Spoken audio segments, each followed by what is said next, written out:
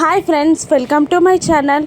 వినోద్ ఇంటికి రాగానే నిర్మలమ్మ సదాశివం గారు హాల్లో కూర్చొని మాట్లాడుకుంటూ ఉండగా ఏమైంది అని అడుగుతూ ఉంటారు. అప్పుడు నిర్మలమ్మ ఈరోజు పెద్ద ప్రమాదం జరిగిందిరా ఇంట్లో అని బాధగా చెప్తూ ఉంటుంది. ఏమైందమ్మా, పిల్లలు బాగున్నారా, ప్రమాదం ఏంటి అని వినోద్ కంగారుగా అడుగుతుండగా అందరూ బాగానే ఉన్నారా, కానీ పాపం మీ వదినే కాలు జారి మెట్ల మీద నుండి కింద పడిపోయింది అని చెప్పేస్తుంది నిర్మలమ్మ.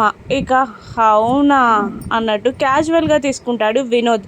దాంతో వీళ్ళిద్దరూ అప్సెట్ అవుతారు. ఇంకా ఇలాగే ఉన్నావేంట్రా, మీ వదినని పలకరించిరాపో వెళ్ళు అని సదాశివం గారు అంటూ ఉంటారు. నేను వెళ్ళను అని కేర్లెస్గా చెప్తాడు వినోద్. ఎందుకురా, పాపం బాగి ఏం చేసిందని తనని అంత చిన్న చూపు చూస్తున్నావు, ఎందుకు అంతలా అవమానిస్తున్నావు అని అంటూ ఉంటుంది నిర్మలమ్మ. ఎందుకా, తను అన్నయ్యని మోసం చేసి పెళ్లి చేసుకుంది అని వినోద్ మాట్లాడడం స్టార్ట్ చేస్తాడు. అప్పుడే అమర్ పైనుండి కిందికి దిగి వస్తూ మెట్ల మీద నిలబడి వినోద్ మాటలన్నీ వింటూ పక్కనున్న రేలింగ్ని గట్టిగా చేతితో బంధిస్తాడు. వినోద్ మాటలకి అమర్కి కోపం వచ్చి పిడికలి బిగించుకుంటూ ఉంటుంది. ఇంకా ఇలా అంటుంటాడు వినోద్, పిల్లల్ని మాయ చేసింది, ఇంట్లో వాళ్ళందరినీ మాయ చేసింది, వదిన స్థానం దక్కించుకోవాలని చూస్తుంది. కొన్నాళ్ళైతే వదినని మర్చిపోయి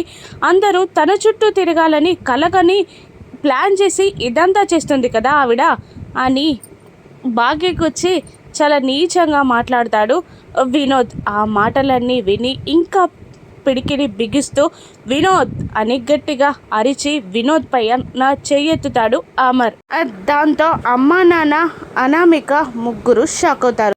వినోద్ని నిజంగా అమర్ కొడతాడా, బాగి మంచితనం వినోద్కి ఎలా అర్థమవుతుందో రాను ఎపిసోడ్స్లో చూద్దాం. Thank you for watching.